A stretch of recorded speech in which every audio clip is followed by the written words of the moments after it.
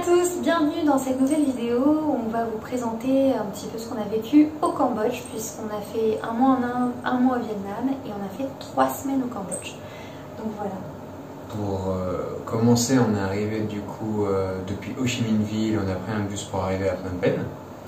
Donc on est arrivé à Phnom Penh et assez fatigué en fait des 2 mois assez intensifs qu'on a eu parce que l'Inde, c'est le début de notre voyage et du coup on était tout euphorique et plein d'énergie parce qu'on sortait de vacances.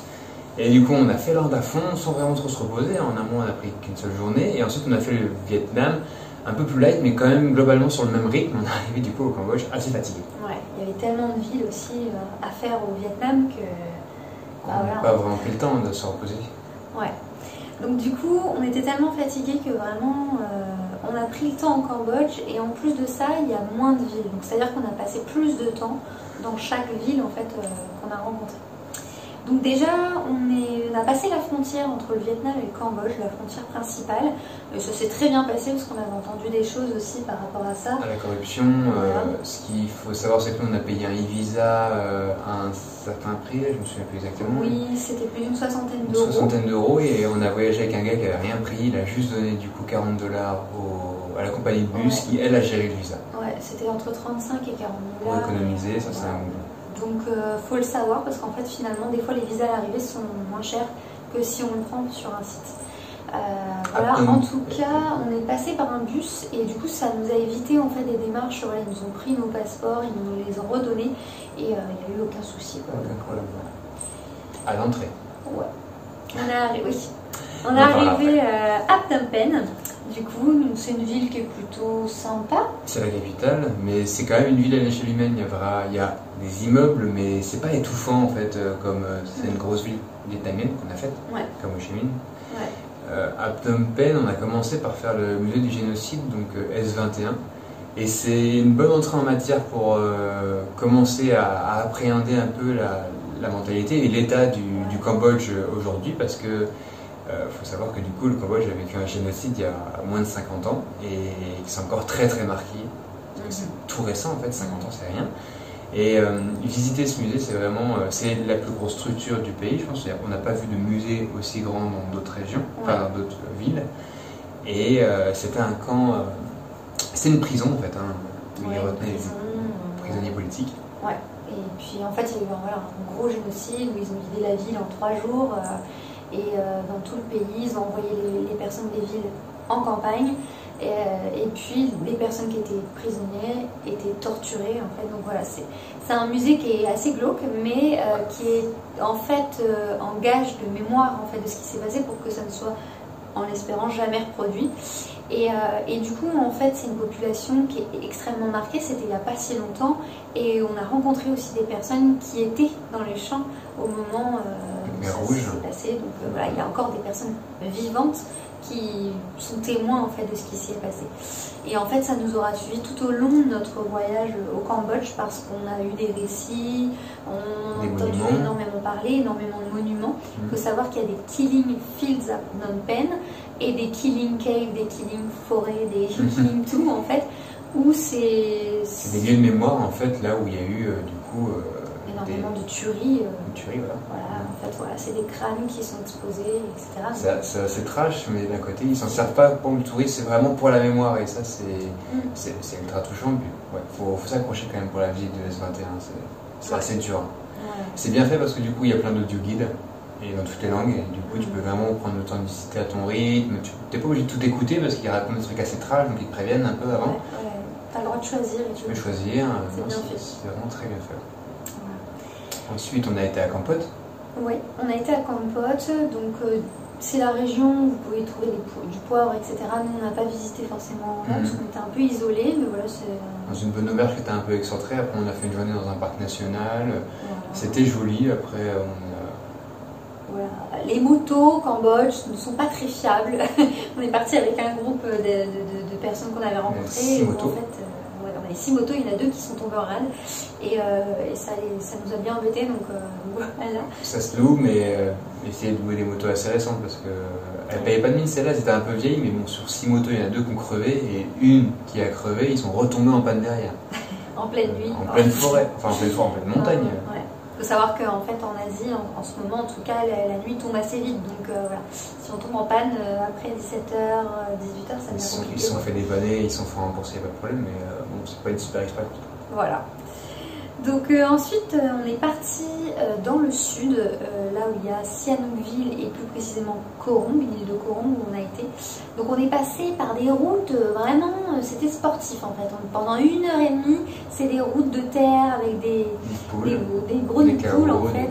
Et c'est là où on a commencé à se rendre compte que le Cambodge était beaucoup plus rural, beaucoup moins développé en fait que les autres pays comme le Vietnam ou comme la Thaïlande, là où on est aujourd'hui. C'est toujours en rapport en fait au Khmer Rouge, parce qu'il y a 50 ans en fait, ce truc, ça leur a fait prendre un retard sur le développement qui était énorme par rapport à leurs voisins, le Vietnam et la Thaïlande, et du coup c'est pour ça qu'aujourd'hui ils en pâtissent encore en fait.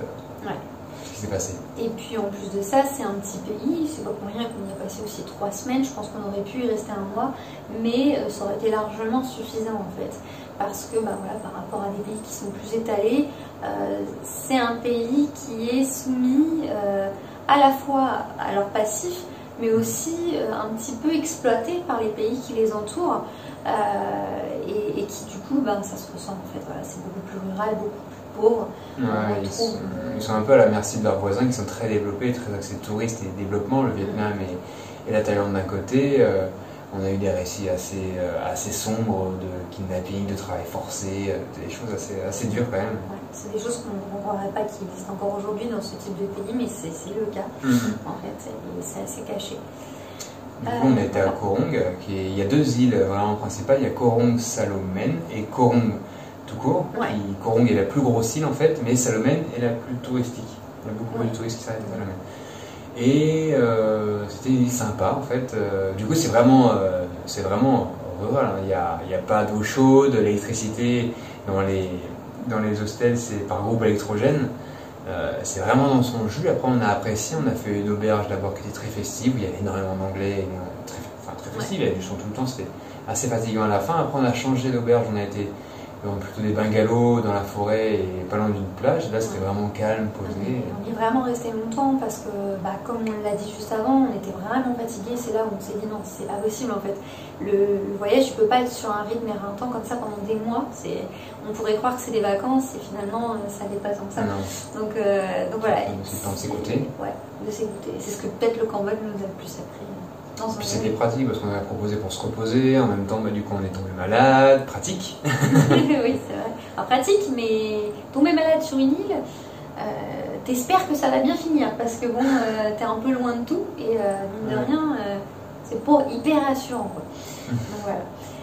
Donc voilà, en tout cas c'était une île vraiment sympa où les plages sont vraiment très belles, un petit peu comme sur Phu Quoc pour ceux qui ont suivi au Vietnam parce que c'est un peu dans le même coin, mais par contre je ne sais pas si c'est dû à la pollution autour ou si c'est des courants qui emmènent tous les déchets, mais il y en a énormément sur les plages. Il y a un monsieur qui nous a proposé de faire un nettoyage de plage sur un matin, on a fait ça pendant 2 heures avec d'autres personnes et c'était hyper intéressant et en fait on voyait que voilà, dès qu'on en enlevait, ça en ramenait, il y a des déchets qui sont là depuis un moment qui font partie du lit, pas de la rivière mais du lit du bord de plage en fait. Et des plantes de bord de plage qui commencent à pousser avec, donc c'est un point que je voulais aborder sur le Cambodge, c'est que par rapport au Vietnam c'est assez sale. Alors bien sûr c'est pas l'Inde, parce que l'Inde c'est quand même l'extrême dans sa catégorie, mais c'est quand même un pays où ils ont ils ont un traitement des déchets qui est encore assez limité, hein, et du coup on se trouve un peu souvent partout dans les villes, ça s'entasse assez vite en fait. Voilà, donc ça reste assez sale et puis ça va de pair avec effectivement les routes qui sont défoncées, avec les maisons qui sont encore avec des toits en tôle qui sont très... Il y a énormément, la majorité des maisons en fait sont encore assez vétustes. Vétustes, ouais. Donc voilà. Donc une fois qu'on a fini Korong, on est repassé par Phnom Penh, on est remonté sur Battambang, c'est une des villes principales. Alors quand on dit principale, c'est pas une ville genre Orléans, Lyon ou je ne sais quoi. C'est une ville qui reste assez vétuste avec des maisons, etc. Ouais, c'est un bourg en fait. On va dire. Un gros bourg. Voilà. Mais du coup l'expérience était assez intéressante. On a pris un guide à la journée qui lui était dans les champs en fait quand il était petit.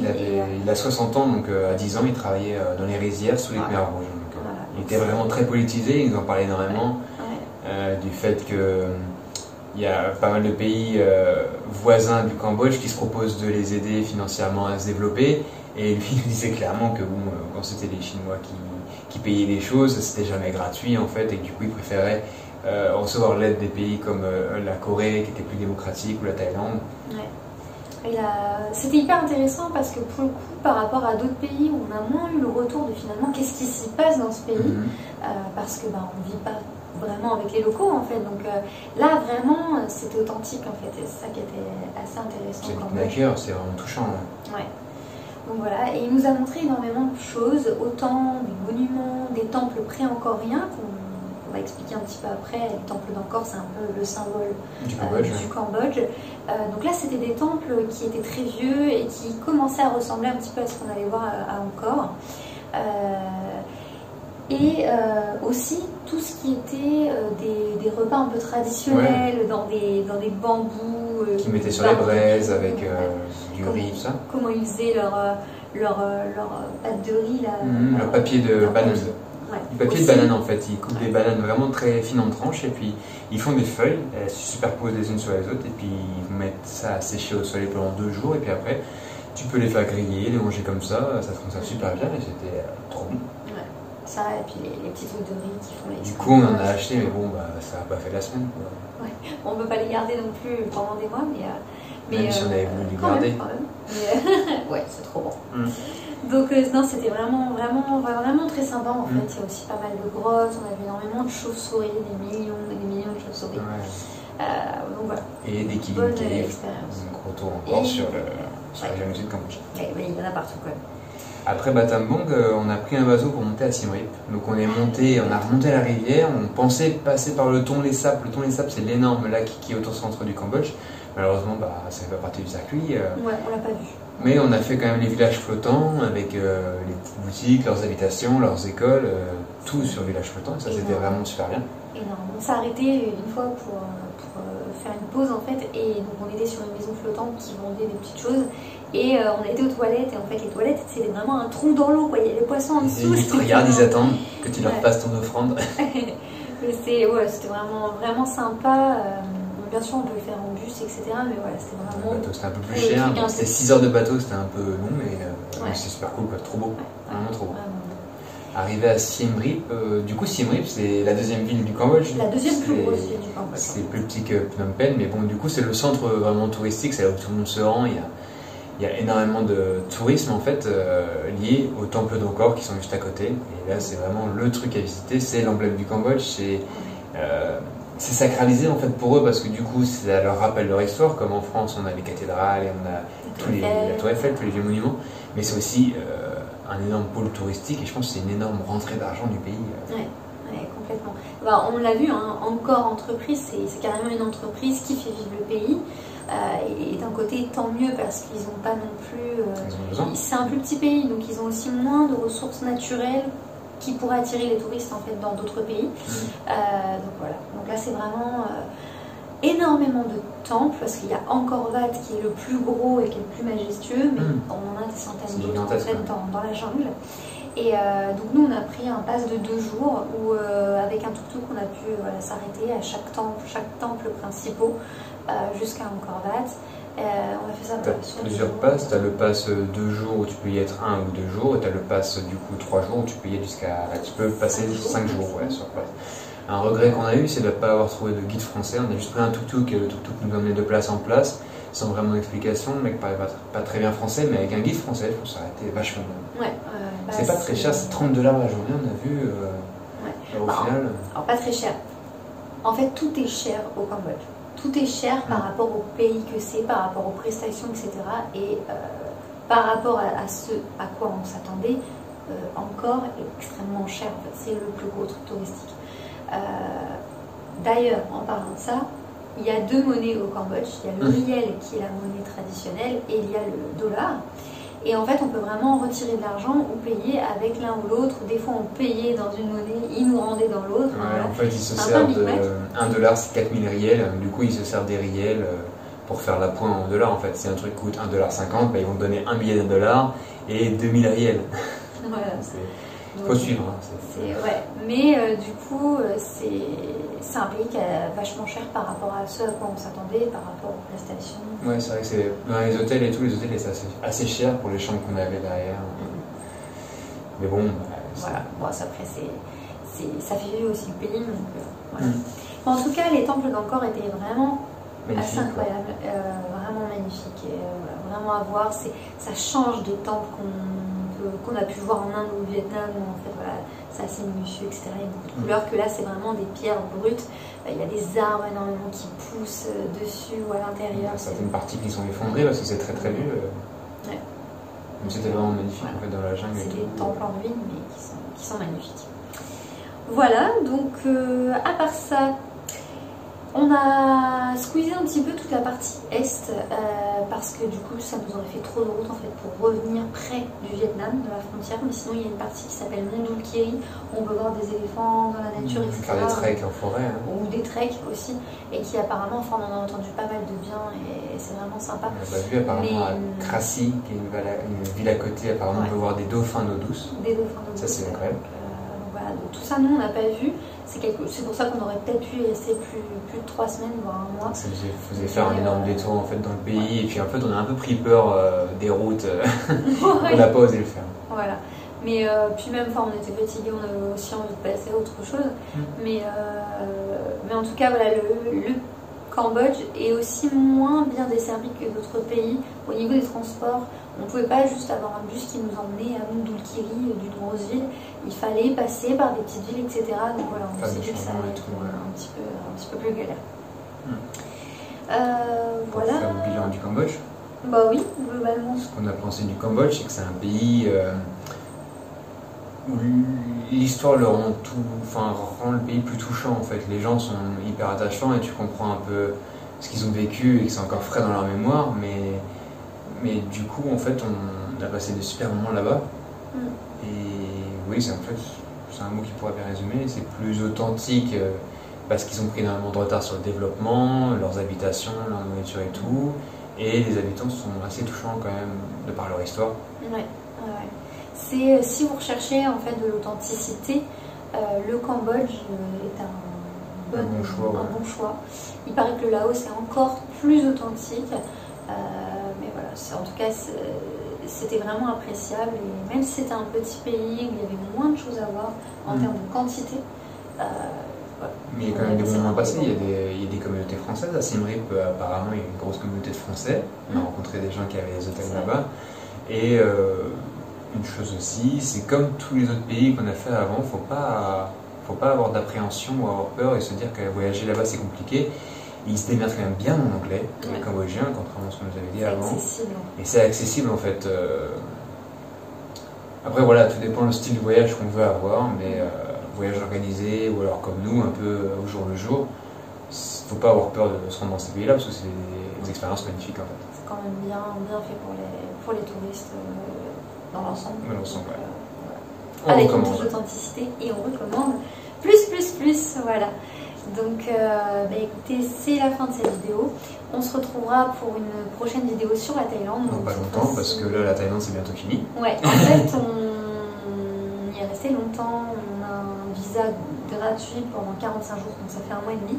Il nous reste une bonne semaine et puis on pourra ensuite faire la vidéo en espérant pas trop tard parce que généralement on prend un peu de temps, ça fait plus d'1 mois qu'on est sorti du Cambodge, donc voilà. Et toutes les semaines on se le dit.